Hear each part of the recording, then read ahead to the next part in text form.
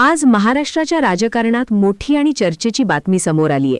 कारण मुख्यमंत्री देवेंद्र फडणवीस यांनी 2026-27 साठीचा महाराष्ट्राचा अर्थसंकल्प सादर करत अनेक मोठ्या घोषणा केल्या आणि या घोषणांमुळे राज्यातील राजकारण पुन्हा एकदा तापलं आहे. विधानसभेत अर्थसंकल्प सादर करताना फडणवीस यांनी सांगितलं की सरकारचा मुख्य फोकस शेतकरी, महिला आणि पायाभूत सुविधा विकासावर असणार आहे. यावेळी सर्वात मोठी घोषणा करण्यात आली ती म्हणजे पात्र शेतकऱ्यांसाठी 2 लाख रुपयांपर्यंत कर्जमाफीची. गेल्या काही वर्षांपासून कर्जाच्या ओझ्याखाली दबलेल्या शेतकऱ्यांसाठी ही मोठी दिलासादायक बातमी मानली जात आहे. राज्यातील हजारो शेतकरी पीक कर्जाच्या थकबाकीमुळे अडचणीत सापडले होते आणि याच पार्श्वभूमीवर सरकारने हा निर्णय घेतल्याचं सांगितलं जात आहे. अर्थसंकल्प सादर करताना फडणवीस यांनी स्पष्ट केलं की शेती आणि ग्रामीण अर्थव्यवस्था मजबूत करणं हे सरकारचं सर्वात मोठं ध्येय आहे. याशिवाय महिलांसाठी सुरू असलेली लाडकी बहीण योजना पुढेही सुरू ठेवण्याची घोषणा करण्यात आली आणि या योजनेमुळे लाखो महिलांना आर्थिक आधार मिळणार असल्याचं सांगण्यात आलं. या घोषणेमुळे सभागृहात मोठी चर्चा रंगली, कारण विरोधकांनी या योजनेवर प्रश्न उपस्थित केले, तर सत्ताधारी पक्षाने मात्र ही योजना महिलांसाठी ऐतिहासिक असल्याचा दावा केला.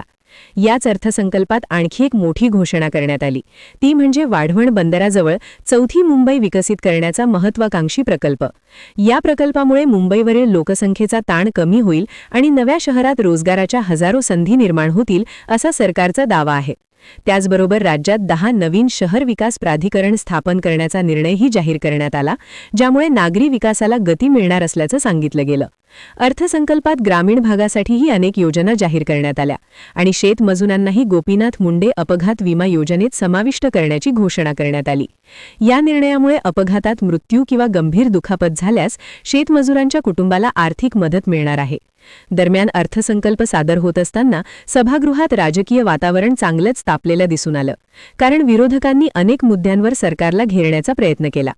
विरोधकांनी विचारलं की सरकारने ज्या घोषणा केल्या आहेत त्या प्रत्यक्षात किती पूर्ण होणार आणि त्यासाठी निधी कुठून आणला जाणार. यावर उत्तर देताना फडणवीस यांनी सांगितलं की राज्याची अर्थव्यवस्था मजबूत आहे आणि विकास कामांसाठी पुरेसा निधी उपलब्ध आहे. त्यांनी सांगितलं की पुढील काही वर्षात महाराष्ट्राला देशातील सर्वात वेगाने वाढणाऱ्या अर्थव्यवस्थांपैकी एक बनवण्याचा सरकारचा संकल्प आहे.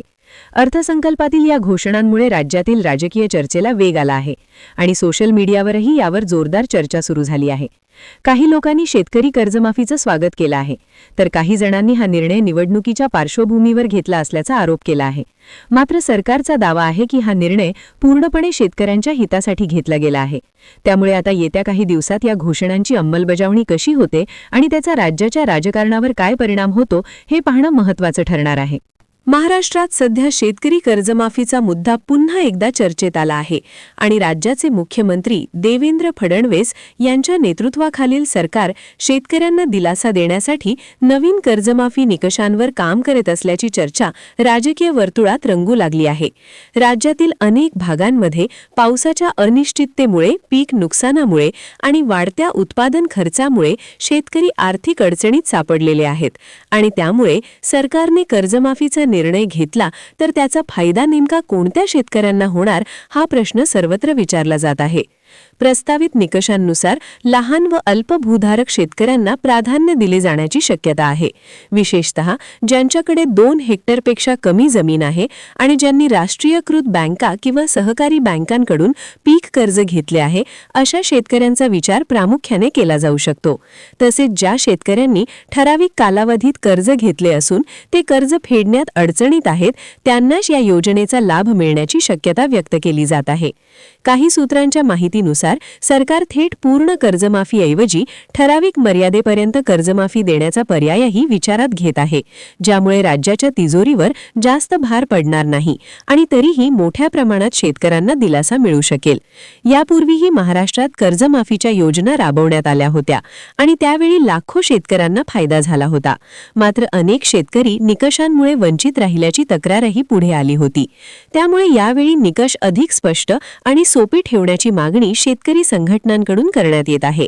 राज्यातील राजकीय वातावरणही या मुद्द्यावर तापलेले दिसत आहे, कारण विरोधक सरकारवर दबाव आणत आहेत की तातडीने निर्णय घेऊन शेतकऱ्यांना दिलासा द्यावा, तर दुसरीकडे सरकारकडून आर्थिक परिस्थितीचा अभ्यास करूनच अंतिम निर्णय घेतला जाईल असे संकेत दिले जात आहेत.